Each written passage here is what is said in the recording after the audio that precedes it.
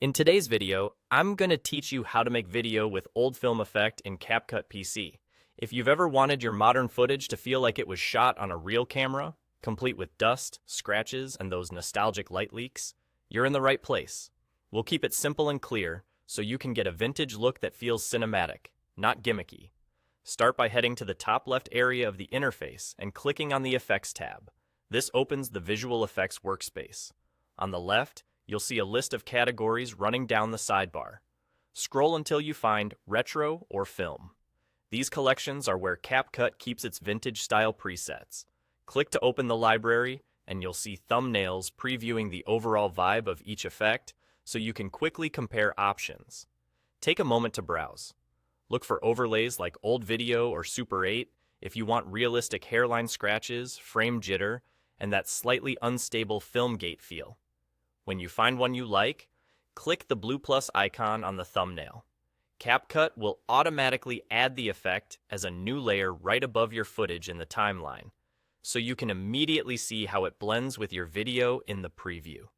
To carry this retro look across your entire project, drag the right edge of the purple effect block so it stretches over all the clips you want covered. Think of the effect like a transparent sheet that sits on top of your edit. Wherever it spans, the old film look will appear. Extending it across the whole timeline ensures there aren't any sudden modern-looking sections breaking the mood. Now, fine-tune the style so it fits your story.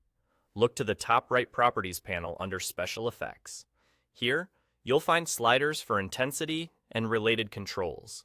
Slide them down if the dust and grain feel too strong, or if the frame flicker is pulling too much attention. Subtle adjustments often sell the illusion better than extremes, especially on brighter footage where grain can pile up quickly. Watch the preview as you dial settings in and aim for a balance where the texture enhances the image without hiding important details like faces, text, or key action. That's it. Instant cinematic, old-school warmth in just a few straightforward moves.